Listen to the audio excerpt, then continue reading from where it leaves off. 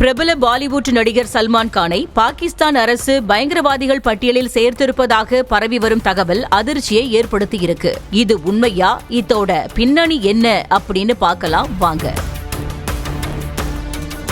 சமீபத்துல சவுதி அரேபியாவின் ரியாத்ல நடந்த ஜாய் ஃபோரம் 2025 நிகழ்ச்சியில பாலிவுட் ஸ்டார்கள் ஷாருக் கான் மற்றும் அமீர் கானுடன் சல்மான் கானும் பங்கேற்றிருந்தாரு. அப்போ மத்திய கிழக்கு பகுதிகளில் இந்திய சினிமாவின் செல்வாக்கு பற்றி சல்மான் கான் பேசியது சர்ச்சையை ஏற்படுத்தியிருக்கு.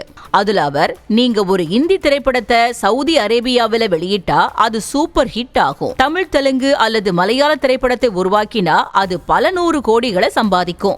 ஏன்னா பல நாட்டை சேர்ந்தவங்க இங்கு இருக்காங்க. இங்கு பலுச்சிஸ்தான், ஆப்கானிஸ்தானை சேர்ந்த மக்களும் இருக்காங்க, பாகிஸ்தானை சேர்ந்தவங்களும் இருக்காங்க.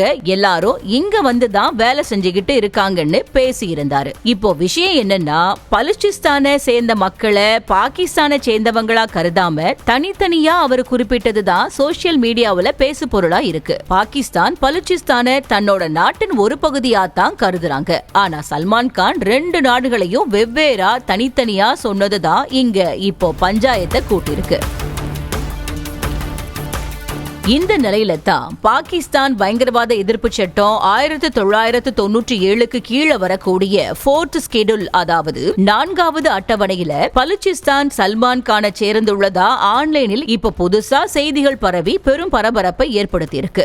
ஆக்சுவலா இந்த 4th ஸ்கெடியூல் பயங்கரவாத அமைப்புகளுடன் தொடர்பு இருப்பதா சந்தேகிக்கப்படக்கூடிய நபர்களை கண்காணிக்கும் ஒரு சட்டம். இதுல சேர்க்கப்பட்டா கடும் கண்காணிப்பு, கட்டுப்பாடுகள் மற்றும் சட்ட நடவடிக்கையை எதிர்கொள்ளணும். சல்மான் கான் இந்த பட்டியல்ல ஆசாத் பலுச்சிஸ்தான் உதவியாளர் என்ற காரணத்திற்காக சேர்க்கப்பட்டிருப்பதா தகவல் வெளியாகிட்டு வருது. ஆனா எந்த ஒரு நம்பகமான பாகிஸ்தானிய செய்தி நிறுவனமும் இப்படியான தகவலை அதிகாரப்பூர்வமா வெளியிடவோ உறுதிப்படுத்தவோ இல்ல. அதனால இது ஒரு ஃபேக் நியூஸ் தான் அப்படின்னு சல்மான் கானோட ஃபேன்ஸ் கொஞ்சம் ஆறுதல் அடைஞ்சுகிட்டு வராங்க.